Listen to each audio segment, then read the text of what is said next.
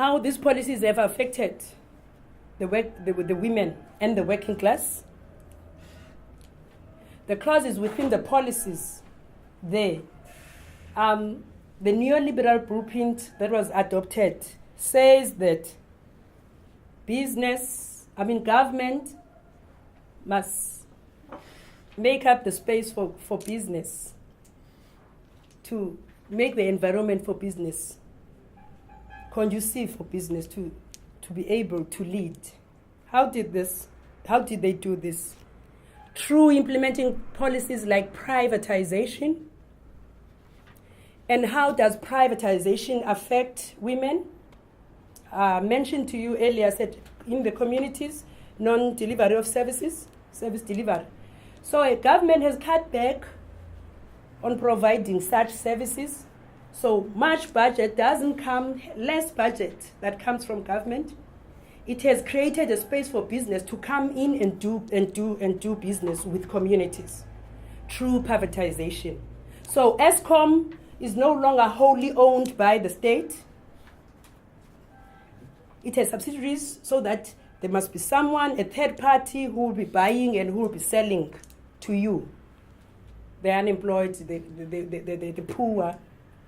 That's privatization. And how it affects women: when there's no electricity, she's unemployed, and there's no electricity at home, she's the one that has to look for alternatives in terms of preparing meals. And that would go to the extent of gathering wood, when Zimbabwe, Lomama. It has an effect in the sense that she will be gathering, moving around as a woman, risking her life, risking her health, life in terms of possible being raped, maimed,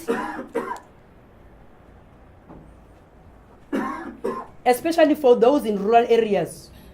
And it does happen also in the urban areas today. That abantu bahamba bayokha emahlathini, go and fetch wood to be able to prepare because there's no electricity. Service delivery is not provided in relation to issues of sanitation, water. When you don't have a toilet at home, women have to go and relieve themselves. All of us have to go and relieve themselves elsewhere. In the night, let me start it here, in the night at home, obviously, siyayazi a bucket, to either urinate, defecate, injalo ne? Sisebenza ama-bucket. Who disposes those buckets? Women.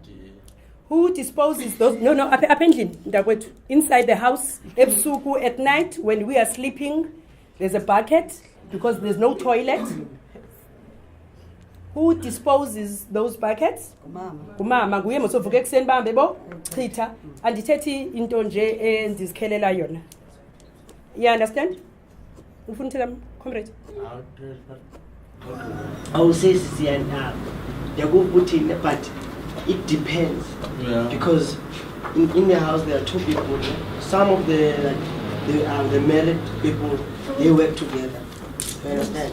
And the father, he can do that. No, give him the space and then he can respond. He can dispose that also. You understand? Right. And also the mother, they work together hand in hand. You see, as a married couples. You understand? And I'm not disagree to what you're saying, but I'm just coming with my opinion and the things that I see in those formal settlements. You see? Yeah. Okay, Bunny. Hi, thanks and foot it because it's not directed. I can engage you, Bunny, but this is for the group. I think it's rather say in most instances it's done by women because I get Bunny's point, but I think it's 1 in a million. In most instances it's done by women. Yeah. Okay. Comrades, this side, I heard you were reacting when Bunny was talking. We should feel free, comrades, because when he's talking, let's give him a space to talk and then we can engage. There's nothing wrong, but voice it, what you were dissatisfied with. Oh, I think Bunny is talking about not a black township. In a black township, a woman does everything. In instances like that, a woman has to do that. No man can do that in our township. In black communities, a man doesn't even touch that bucket.